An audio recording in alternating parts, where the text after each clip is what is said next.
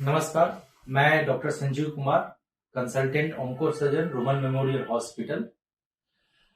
यह month cervical cancer awareness month के रूप में मनाया जाता है। सबसे पहले मैं दैनिक जागरण को इसके इन पहल के लिए धन्यवाद देना चाहता हूं। तो हम लोग बात करेंगे सर्वाइकल कैंसर के बारे में। सर्वाइकल कैंसर जो बच्चादानी का रास्ता होता है, उसका जो यूट्रस का जो सबसे निचला हिस्सा होता है, उसका कैंसर होता है। हम लोग कैंसर के में किसी भी कैंसर में सबसे पहले बात करते हैं प्रिवेंशन, बचाया कैसे जाए कैंसर से।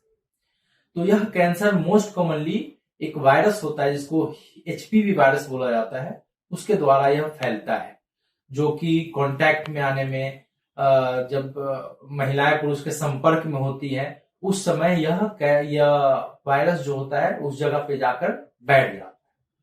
अब इससे बचाने के लिए अभी हमारे सरकार, government of India, government of Bihar का एक वैक्सीन होता है जिसको बोलते हैं गार्डासिल एंड और सर्वारिक्स, जो ह्यूमन पैपिलोमा वायरस के अगेंस्ट का वैक्सीन होता है। वह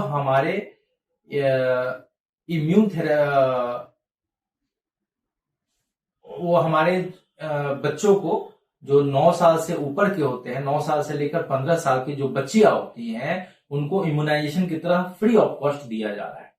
तो सबसे पहला चीज याद रखना है कि यह बीमारी का 95% कारण जो होता है वायरस होता है, और उस वायरस को खत्म करने के लिए हमारी सरकार ने इम्यूनाइजेशन के तहत इसको सारी बच्चियों को जो 9 साल से लेकर के 15 साल तक हैं, उन बच्चियों को यह फ्री ऑफ कॉस्ट दिया जाता है। तो हम सबसे पहले अगर यह वैक्सीन करवा लेते हैं तो चांसेस जो है ऑलरेडी हमारा 95% कम हो जाता है सर्वाइकल कैंसर होने का। तो हम पूरे बिहार वासियों को सबसे पहले यह याद रखना है, यह एक वैक्सीन है। अगर किसी ने नहीं लिया है या उनकी बच्चियां उस एज में पहुंचने वाली है, उनको यह वैक्सीन जरूर दिलवाएं। दूसरा चीज होता है कि अगर बीमारी सपोज आज के जमाने में जो महिलाएं हैं जिनको यह वैक्सीन नहीं मिला है और उनको यह बीमारी नहीं है, तब यह बीमारी को कैसे पकड़ा जाए, उसके लिए एक स्क्रीनिंग मेथड होता है जिसमें आप लोग को थोड़ा पता होगा, पैप स्मीयर बोला जाता है। पैप स्मीयर करवाना है। यह रिकमेंडेशन 25 साल की ऊपर की महिलाएं जिन्होंने ये वैक्सीन नहीं लिया है, उनको प्रति वर्ष पैप स्मीयर टेस्टिंग करानी होती है। पैप स्मीयर कोई भी गायनेकोलॉजिस्ट जो आपके आसपास हो, वहां पे जाकर के यह टेस्ट करा देंगे। पैप स्मीयर में 90% चांस रहता है डिटेक्शन होने का कि आपको यह बीमारी है या नहीं, यह वायरस है या नहीं। तो दूसरा मेथड हुआ कि आप बीमारी आने के पहले ही इसको पकड़ सकते हैं। कोई भी कैंसर में बीमारी अगर अर्ली स्टेज 1, स्टेज 2 में पकड़ा जाता है, तब चांसेस ऑफ क्योर, मतलब पूरी तरीके से ठीक होने की संभावना काफी ज्यादा बढ़ जाती है। इसलिए पहला चीज हमने बताया कि बचना कैसे है। दूसरा बताया कि अगर सपोज वैक्सीन नहीं लिया है तो उससे बचाव कैसे करना, उसको पकड़ना कैसे बीमारी को। तो उसके लिए बेस्ट एग्जांपल है पैप स्मीयर। पैप स्मीयर करवाइए। 25 साल से लेकर के 45 साल की महिलाओं को प्रति वर्ष पैप स्मीयर कराना चाहिए। अगर पहले 5 वर्ष में निगेटिव आता है तो गायनेकोलॉजिस्ट उसको खुद ब खुद फ्रीक्वेंसी थोड़ा बढ़ा देती है। तो इस तरीके से आप जो है उसको पकड़ सकते हैं जिन्होंने वैक्सीन नहीं लिया है। तीसरा चीज होता है कि यह कैंसर जो है जनरली 40-50 साल की उम्र में आता है, यही इसका एज ग्रुप होता है। या फिर जिन महिलाओं की महीने बंद हो जाते हैं, उसी के कुछ सालों बाद, 5 साल 7 साल बाद यह बीमारी आता है। तो बीमारी का पहला लक्षण होता है जिसको बोला जाता है कि स्राव बंद होने के बाद, महीना बंद होने के बाद अगर आपको बार बार छोटे अमाउंट में खून आ रहा है बच्चेदानी के रास्ते से, बच्चे के रास्ते से, तो यह इंडिकेट करता है कि आपको कोई ना कोई गंभीर समस्या है। इसके अगर ऐसा कुछ होता है, तुरंत जाकर के अपने गायनेकोलॉजिस्ट से मिले। हम लोग से आकर मिले। हम लोग उसके लिए फिर जांच करते हैं, एग्जामिनेशन करते हैं, लोकल एग्जामिनेशन करते हैं। कुछ टेस्ट की जरूरत होती है तो वो हम लोग टेस्ट भी करते हैं। तो सिम्टम्स में यही याद रखना है कि आपको सबसे कॉमन महीना इरेगुलर आना, महीने के बीच में स्पॉटिंग होना। अगर महीना खत्म हो गया है तो उसके 1-2 साल बाद फिर से स्पॉटिंग आना, या फिर अगर आप संबंध बनाते हैं उसके बाद खून आना, यह सब लक्षण होता है कि कोई ना कोई एबनॉर्मल चीज है वहां पे जो ये परेशान कर रहा है।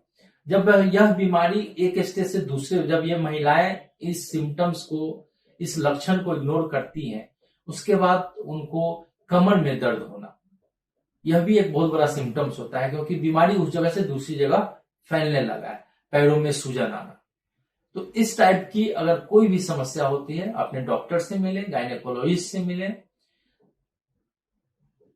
कोशिश होनी चाहिए कि बीमारी अर्ली से अर्ली स्टेज में पकड़ी जाए। यह 3 चीज हुआ।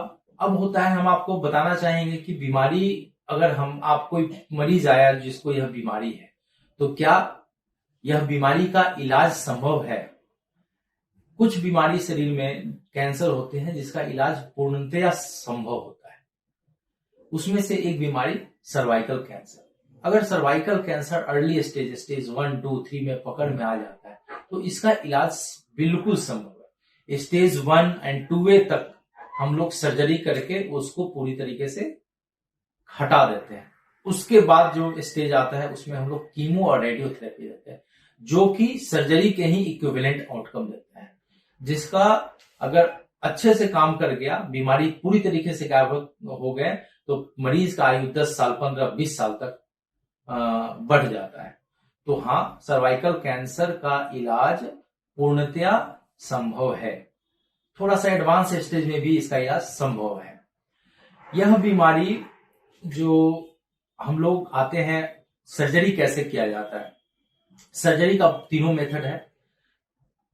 ओपन द्वारा किया जाता है, दूरबीन के द्वारा किया जाता है, और अभी हम लोग के पास, आप लोग भी कहीं सुनते हैं, रोबोटिक सर्जरी। रोबोटिक सर्जरी के द्वारा भी इसका इलाज होता है। अगर बीमारी अर्ली स्टेज में है तो हम लोग इन तीनों में से कोई भी मेथड जिसके अनुसार हमारा पेशेंट सूट बैठता है तो हम लोग सर्जरी करते हैं, और यह पेशेंट को हम लोग फिर फॉलोअप में रख लेते हैं। फाइनल पैथोलॉजी रिपोर्ट जब आता है उसके अनुसार आगे का इलाज जरूरी है या नहीं है, या जस्ट फॉलोअप में रख देना है, तो सर्जरी हो गया। उसके बाद दूसरा होता है कि अगर एडवांस स्टेज आता है, स्टेज 2B, 3, उस स्टेज में हम लोग कीमो रेडियोथेरेपी देते हैं, सेकाई करते हैं और साथ साथ कीमो भी देते हैं। स्टेज 4 बीमारी जब आ जाता है तो हम लोग सिर्फ और सिर्फ कीमोथेरेपी देते हैं, वहां पे सेकाई का कोई महत्व नहीं रह जाता है। तो मोटा मोटी यही होता है सर्वाइकल कैंसर। तो इस मंथ में जब भी आप इस न्यूज को पढ़ें, इस पेपर को पढ़े या वीडियो देखें, अपने घर में यह चेक करें कि आपने वैक्सीनेशन दिलवाया कि नहीं। अगर नहीं दिलवाया है, जाकर दिलवाइए। आपने कभी अपने गायनेकोलॉजिस्ट से मिल करके यह टेस्ट, पैप स्मीयर टेस्ट काफी सस्ता होता है, पैप स्मीयर कराया कि नहीं करवाया है, जाके करवाइए। अपने लिए समय निकालिए, अपने लिए एक दिन साल का दीजिए, और कोशिश कीजिए कि बीमारी मुक्त रहे। यही आशा करते हैं। धन्यवाद।